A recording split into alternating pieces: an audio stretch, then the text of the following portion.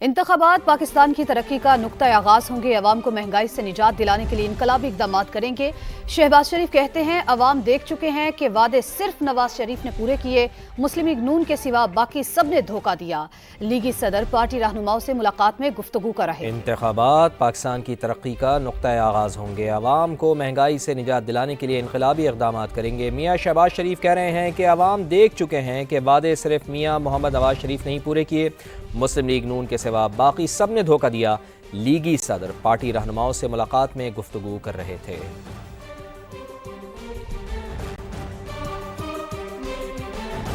कराची से आपको खबर दें, जहां एमक्यूएम पाकिस्तान और मुस्लिम लीग नून की फाइनल बैठक कल लगेगी। एमक्यूएम का वफ्द पीर को मुस्लिम लीग नून के मरकजी सेक्रेटेरिएट का दौरा करेगा। दोनों जमातों में सीट एडजस्टमेंट पर मुशावरत होगी। तो आपको बता रहे हैं कि कल फाइनल बैठक लगेगी एमक्यूएम पाकिस्तान और मुस्लिम लीग नून के दरमियान। एमक्यूएम का वफ्द पीर को मुस्लिम लीग नून के मरकजी सेक्रेटेरिएट का दौरा करेगा। दोनों जमातों में सीट एडजस्टमेंट पर मुशावरत होगी। तो आपको बता रहे हैं कराची से, जहां पर एमक्यूएम पाकिस्तान और मुस्लिम लीग नून की फाइनल बैठक कल लगेगी। एमक्यूएम का वफ्द पीर को मुस्लिम लीग नून के मरकजी सेक्रेटेरिएट का दौरा करेगा। Secretary election commission Umar Hamid फेफड़ों के इन्फेक्शन के बाद शदीद अलील हैं। तर्जुमान इलेक्शन कमीशन के मुताबिक उनकी तातीलात के दौरान दोनों स्पेशल सेक्रेटरी तमाम काम एहसन तरीके से चला रहे हैं। उमर हमीद की चीफ इलेक्शन कमिश्नर से मुलाकात की भी खबरें बीमारी के बाइस मुस्ताफ़ी होने की पेशकश की। चीफ इलेक्शन कमिश्नर ने उन्हें बेहतरीन इलाज करवाने का मशवरा देने पर इक्तफा किया। इलेक्शन कमीशन में बहरान की खबरों पर निगरां वज़ीर इत्तलात मुर्तज़ा सोलंकी कहते हैं कि अवाम अफवाहों पर हरगिज़ कान ना धरें। इस्लामाबाद से देखिए उस्मान जावेद की रिपोर्ट।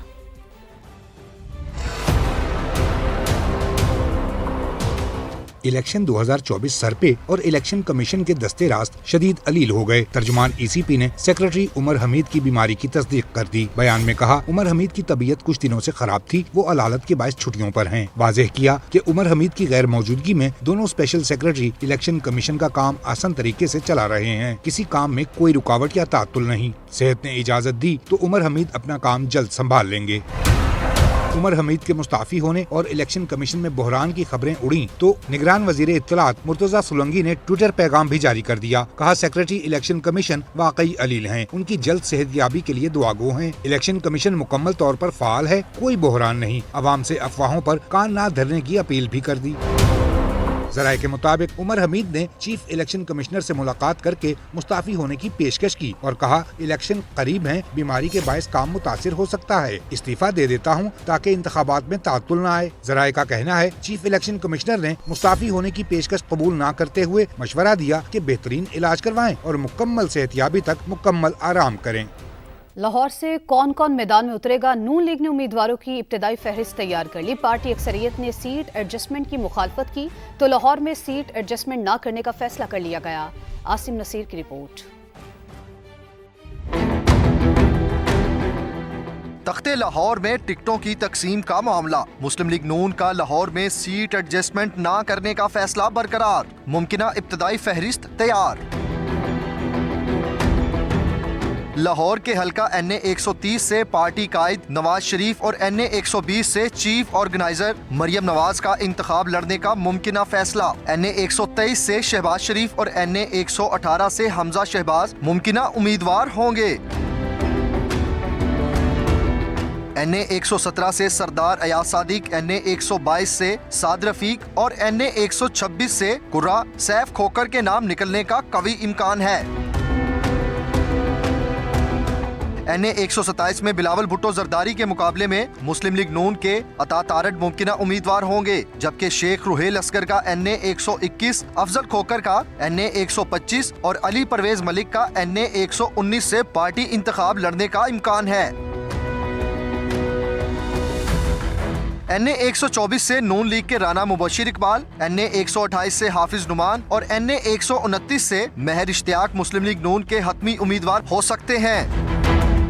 पार्टी अक्सरियत ने लाहौर में सीट एडजस्टमेंट की भरपूर मुखालफत की। आसिम नसीर, समा, लाहौर।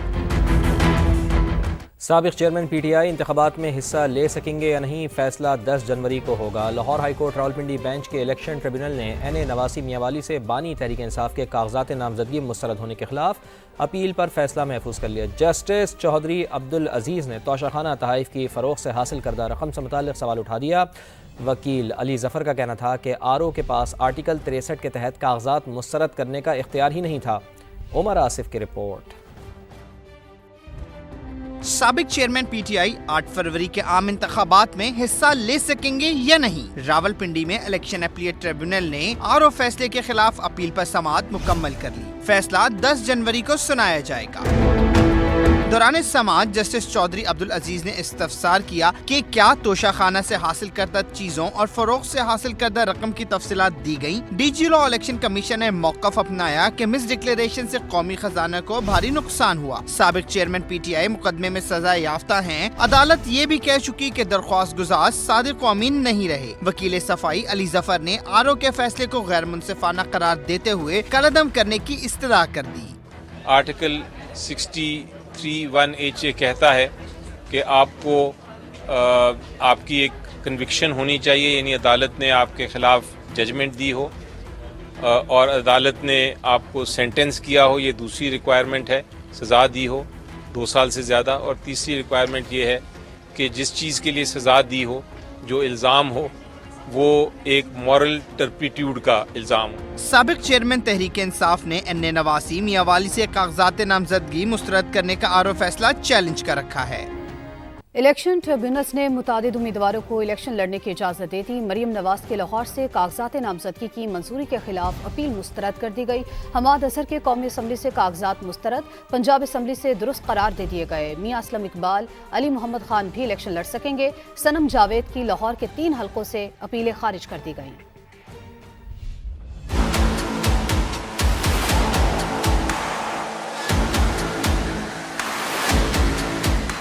مریم نواز کے لیے اچھی خبر، این اے 119 لاہور سے الیکشن لڑنے کی اجازت۔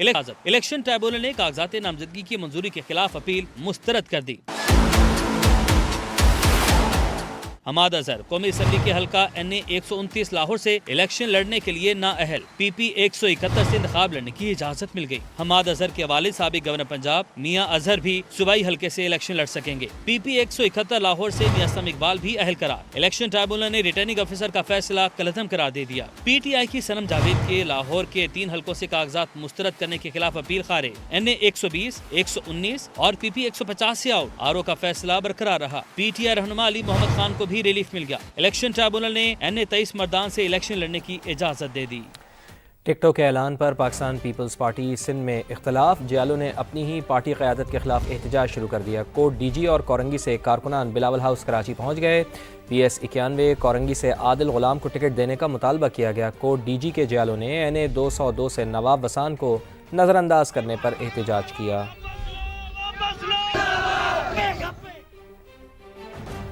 لاہور کے حلقے این اے 127 میں پیپلز پارٹی کے انتخابی دفتر کا افتتاح کر دیا گیا۔ بلاول بھٹو زرداری کے آنے سے پہلے جیالے آپس میں لڑ پڑے، ایک دوسرے پر مکوں کی بارش کر دی۔ پارٹی رہنماؤں نے بیچ بچاؤ کرایا۔